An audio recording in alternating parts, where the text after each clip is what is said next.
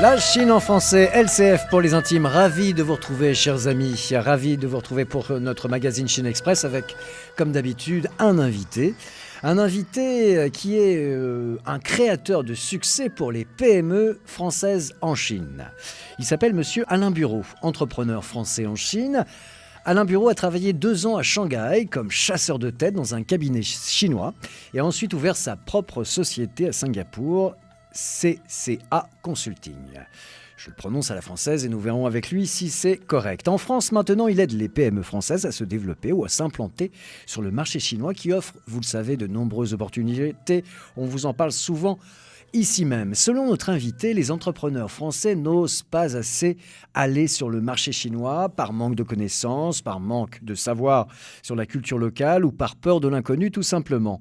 La nature détestant le vide, il a donc décidé de créer un service d'aide aux PME dans leurs projets, les accompagner dans leurs projets en Chine à travers des conseils, en recrutant éventuellement des managers chinois et en jouant un rôle opérationnel, partiel pour les accompagner le plus vers le succès. Voilà pour le pitch.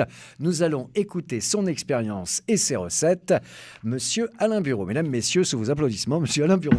Ravi de vous avoir avec nous pour raconter un peu cette expérience et raconter également votre projet, car vous avez un projet bien précis qui est d'accompagner les entreprises françaises, les PME en particulier, dans parfois leurs rêves chinois. Est-ce qu'on peut dire comme ça ? Parce qu'il y a quand même quelque chose que vous avez dû rencontrer en Chine, c'est en interne. Les Chinois et les Chinoises, bien entendu, qui pour eux vivent en ce moment le rêve chinois. Est-ce que vous pouvez dire l'équivalent pour un entrepreneur français, cette aventure, est-ce que ça peut se comparer à un rêve, économiquement parlant, j'entends ? Oui, tout à fait. En fait, c'est, comment dire, la notion de rêve, je parlerais plus de challenge et puis d'aventure, en fait.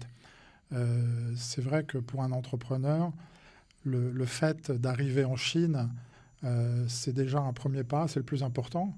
Je pense qu'au moment où j'ai pris mon premier avion pour aller passer des entretiens, j'ai fait là le plus grand pas, je ne le savais pas à ce moment-là. Mais une fois qu'on est là-bas, après, il faut durer, il faut réussir, il faut s'implanter, il faut être reconnu. Et effectivement, ça relève un peu de l'exploit quelque part. Quand même. Vous considérez que ça relève un peu... C'est oui, une sorte d'exploit. Oui, parce que c'est pas dans nos gènes. Je veux dire, je suis un occidental, je suis français, je suis européen. J'ai pas mal navigué dans ma carrière dans des pays occidentaux essentiellement, où les choses sont codées plus ou moins de la même façon. En Chine, tout est différent. Donc ça, quand je dis ça, je ne dis rien. Et quand l'idée est venue peut-être de m'installer, de travailler en Chine, quelque part, je me disais, mais tu es fou, enfin, qu'est-ce qui se passe, quoi. Et puis quand j'étais là-bas, je me suis dit, mais qu'est-ce que je fais, qu'est-ce que je vis ? En fait, on est dans le berceau de l'économie mondiale. La Chine est en passe de devenir la première puissance, de reprendre son vieux rôle. Et qu'est-ce que je fais là ? Donc, il y a tout un tas d'étapes qui sont plus faciles à franchir pour un individu comme moi. Il y en a plein qui le font, qui l'ont fait. Pour une entreprise, c'est plus délicat parce que ça entraîne des équipes, ça entraîne des hommes, ça entraîne des carrières, des familles. C'est beaucoup plus compliqué. Mais en même temps, je dirais, une entreprise digne de ce nom, qui a une stratégie, qui a envie de se développer, ne peut pas se passer de la Chine. Aujourd'hui, alors, quand je vous dis tout ça, en fait, c'est que les choses ont quand même pas mal bougé. La Chine bouge vite. Oui. Ce qui s'est passé, c'est qu'en l'espace de 20 ans, 30 ans, la Chine est passée d'une usine... Alors déjà, c'est ouverte. Elle est passée d'une usine du monde à un marché intérieur. Donc ça a changé complètement la donne. Et moi, quand je suis arrivé en 2012, on était un peu en fin de cycle où les sociétés chinoises se développaient très vite, où le marché intérieur a pris une grande importance. Et ça a complètement changé la donne pour les entreprises occidentales et pour les marques. Donc là où certains y voient plus de difficultés, moi j'y vois plus d'opportunités. Donc je dirais qu'en conclusion de cette question, je pense que la Chine, c'est vraiment le pays idéal pour les aventuriers, les entrepreneurs fous qui ont envie de vivre quelque chose hors norme. D'accord. Avec l'idée de faire des profits, de se développer, ça c'est certain. Mais c'est vraiment un pays hors norme. On sent chez vous un pragmatisme qui est là, hein, je le disais tout à l'heure, on sent un homme de terrain qui n'est pas dans le rêve. D'ailleurs, vous m'avez repris, hein, le mot rêve, bon voilà, ça vous fait moyennement kiffer. Ouais. On sent un pragmatisme, mais on sent aussi, vous l'utilisez souvent, le terme folie, voilà. Il faut avoir cette dose de risque, c'est ça. Mais ça, c'est lié plus à l'entreprise. Oui, mais puis d'inconscience aussi. Je pense qu'à un moment donné, on ne peut pas... C'est-à-dire que rentrer en Chine, ça ne se modélise pas. C'est-à-dire qu'après, on entend tout le monde dire la même chose hein, sur la Chine, les Chinois, comment il faut être patient, il faut accepter de perdre peut-être de l'argent pendant quelques années avant d'en gagner. Tout ça, c'est vrai.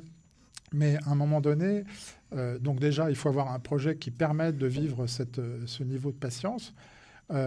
Mais il y a tellement... Enfin, moi, j'ai rencontré tellement de gens qui se sont implantés, qui sont partis de rien et qui ont réussi là-bas. Quand je voyais ça, je me disais, bon, bah, c'est à la portée de tout le monde. La question, c'est comment ils ont fait. Ouais. Et effectivement, donc... Et là où c'est intéressant, c'est que les codes sont différents. Là où, par exemple, en France, tout est un peu stéréotypé, mis dans des cases, dans des lobbying. Et bon, la société est faite comme ça, on ne va pas la critiquer. Là-bas, les codes ne sont pas du tout les mêmes. Donc, en fait, oui, le pragmatisme, le terrain, parce que les choses se font d'homme à homme beaucoup plus que sur des contrats ou à travers des normes, en fait. Alors là, c'est une première réponse à ma question suivante. Vous disiez, bon, voilà, vous avez décidé de créer un service, là, pour le coup, très concret, d'aide aux PME dans leurs projets chinois. Donc, j'allais vous demander quels sont vos critères, quelles sont les portes d'entrée. Alors... Il y a plusieurs choses en fait. D'abord, quand on va en Chine, on doit savoir pourquoi. Encore une fois, moi je suis consultant. Je vous coupe. Est-ce que là, ça suffit? C'est pour gagner de l'argent. Est-ce que ça suffit ou il faut autre chose? Non, je pense qu'il faut autre chose. Voilà. Il faut aller chercher autre chose justement. Et bon, quand vous parliez de pragmatisme, vous étiez dans le vrai. Je pense que c'est pas non plus à la portée de tout le monde. C'est-à-dire qu'il faut une bonne dose d'humilité. Il faut beaucoup de patience. Je pense qu'il faut avoir envie d'être attaché aux gens. Les Chinois aiment bien les histoires. Quand on commence à discuter avec des Chinois, on a besoin de se voir, de se revoir. Ça peut durer un certain temps parce qu'ils ont besoin de connaître des choses que nous, on n'a pas l'habitude de donner en Europe. En Europe, on ne va pas parler de sa famille, on va chercher tout de suite à se mettre en valeur sur ses performances, sur sa carrière. En Chine, on peut parler de sa famille, on peut expliquer ce qu'on vit, ce qu'on ressent. Là où, si vous voulez, moi, on m'avait toujours un peu expliqué, voilà, les Chinois, on ne sait pas trop ce qu'ils pensent, pas trop ce qu'ils veulent. C'est absolument faux. Moi, je suis persuadé du contraire, justement. Et c'est même, c'est même grâce à ça que j'ai pu réussir, justement, parce que j'ai adoré chercher à les comprendre. Je ne vous cache pas que ça a été difficile au début, hein.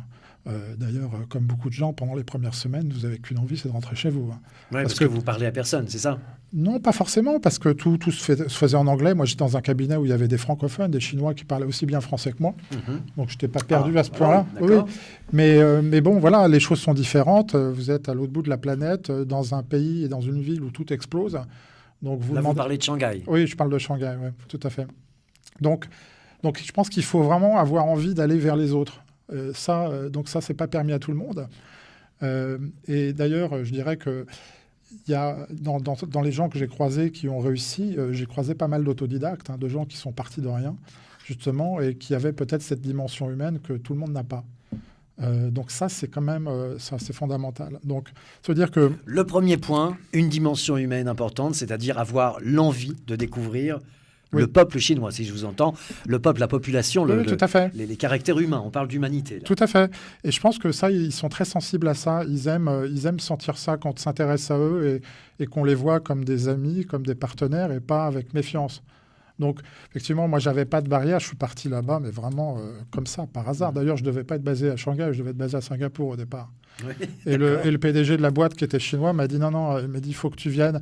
Il m'a dit la Chine, c'est vraiment là que tu vas apprendre. Et une fois que tu auras réussi en Chine, tu pourras réussir partout, nulle part ailleurs. Et il me dira tout aura été compliqué. Donc, si tu tiens comme ça, ça veut dire que tout est possible pour toi après. Et il disait juste? Ah oui. Oui, justement. La seule chose, c'est qu'au moment où il m'a dit ça, je ne savais pas si j'allais tenir. D'accord.